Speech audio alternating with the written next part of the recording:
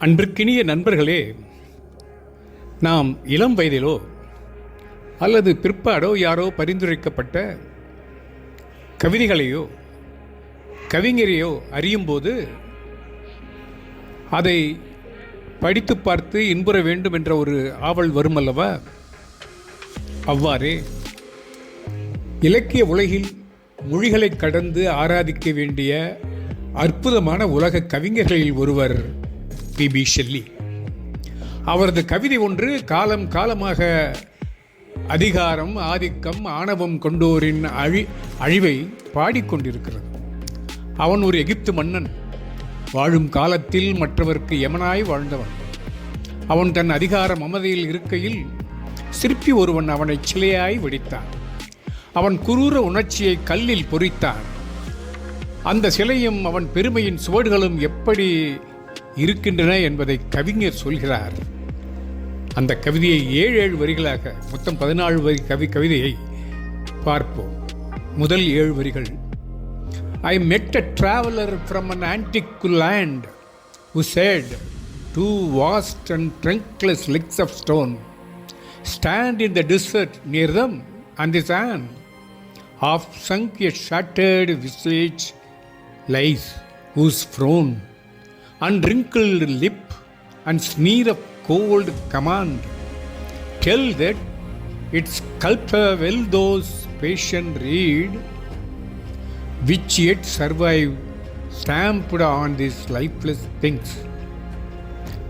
இதனுடைய தமிழாக்கம்: பார்த்தேன் பண்டை நாட்டு பயணி ஒருவனை, பகர்ந்தான் பார்த்ததை உடலற்ற விரிந்த இரு கல்லாலான கால்கள், நின்றது தூண்களாய் அந்த பாலைவனத்தின் அதன் அருகில் மணல் மேல், பாதி புதைந்த முகத்தின் சிதைவு, நெறித்த புருவமும் வரியோடிய உதடும், பொதிந்த அதிகாரச் சீற்றமும் சொல்லும் அதனை சிற்பியின் திறத்தால் உணர்ச்சி கொப்பளிக்க அவை இன்றும் நிற்கின்றன உயிரற்ற போதும் முத்திரை பதிவாய்.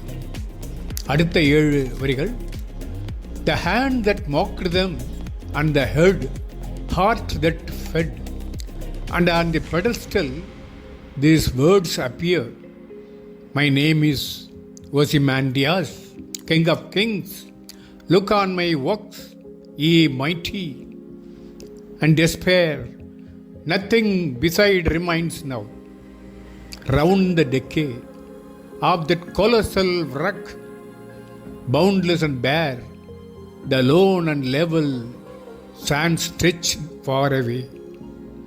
வினயமாய் காட்டும் சிற்பியின் கை வண்ணமும் இதயத்தின் ஊட்டமும், சிலை பீடத்தில் பொறித்த சொற்கள் புகழ்வது, என் பெயர் ஓசிமாண்டியாஸ், மன்னர்க்கெல்லாம் மன்னன், பேசிடும் எந்தன் படைப்பை பார், வலிமையானவர்களே வெட்கி நாணுவீர். ஆனால் எதுவும் அங்கில்லை முற்றும் வறட்சியே, பூரண அழிவே வரம்பிலா வெறுமையே, வெறும் மணல்தான் தலமாய் நெடும் தொலைவு நீண்டிருந்ததே. இந்த கவிதை மிக எளிய சோனட் எனப்படும் வகையைச் சார்ந்த 14 வரி கவிதை. உடனடி உணர்ச்சி வெளிப்பாட்டிற்கு உகந்த வகை கவிதை. மகாகவி பாரதியார் கையாண்ட கவிதை வகையைச் சார்ந்தது. இந்த பாடலை இயற்றியவர் புரட்சி இலக்கியத்தின் முன்னோடியும் உலக புகழ்பெற்ற ஆங்கில கவிஞரும் ரொமான்டிக் இயக்கத்தின் உணர்ச்சி மற்றும் தனித்துவம் மற்றும் கடந்த காலத்தையும் இயற்கையையும் மகிமைப்படுத்துவதன் மூலம் பண்பட்ட பழமைக்கும் நவீன காலத்திற்கும் இடைப்பட்ட காலத்தை போற்றும் முக்கிய கவிஞர்கள் ஒருவருமான பெர்சி பைசே ஷெல்லி ஆவார். இங்கிலாந்தின் ஒரு கிராமத்தில் பிறந்து ஆரம்ப கல்வி கற்றவர் உயர்கல்வி மீதான காதலால் படிப்பதற்காக கிராமத்தை விட்டு 10 வயதில் வெளியேறினார். பள்ளி படிப்பு முடிந்தவுடன் கல்லூரியில் சேர்ந்தார். அங்கு சக மாணவர்களால் உடல் மற்றும் மன ரீதியான தொல்லைகளுக்கு ஆளானார். எழுத்தாற்றல் பெற்றிருந்ததால் அறிவு ஜீவியாக யாருடனும் பழகாமல் கற்பனை உலகில் சஞ்சரித்தார். ஒரே வருடத்தில் 2 நாவல்கள், 2 கவிதை தொகுதிகளை எழுதி வெளியிட்டார்.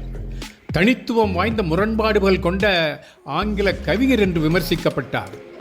1810 ஆக்ஸ்போர்ட் பல்கலைக்கழக கல்லூரியில் படித்தபோது த நெசசிட்டி ஆஃப் அத்திசம் என்ற தலைப்பில் ஒரு பிரசுரத்தை வெளியிட்டார். அது இறைநிந்தனை என்று கோபமடைந்த கல்லூரி இவரை கல்லூரியை விட்டு வெளியேற்றியது. மக்களுக்கு தன் கவிதைகள் மூலம் அரசியல் விழிப்புணர்வையும் உருவாக்கினார். விதையுங்கள், ஆனால் கொடுங்கோலரை அறுவடை செய்ய விடாதீர்கள் என்கிறார். தோழர்களற்ற ஏழைகளின் தோழன் நான் என்று தன் கவிதையில் இவர் குறிப்பிடுகிறார். உலகம் போற்றும் கவிஞர் என்று கொண்டாடப்படும் இவர் வாழ்ந்த காலத்தில் இவரை யாருமே ஆதரிக்கவில்லை. ஒரு கட்டத்தில் தன் நாட்டை விட்டே வெளியேறி இத்தாலியில் குடியேறும் நிலைக்கு தள்ளப்பட்டார்.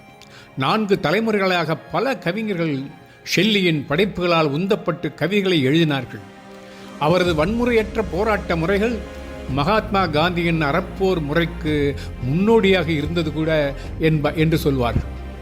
19ஆம் நூற்றாண்டின் கவிஞர்களுள் மிகவும் இளம் படைப்பாளியான பெர்சி பைசே ஷெல்லி 1822ஆம் ஆண்டு ஜூலை மாதம் ஒரு படகு விபத்தில், அவர் அப்போது 30 வயதை கூட கடக்கவில்லை, சில நாட்களே இருந்த நிலையில் மரணமடைந்தார்.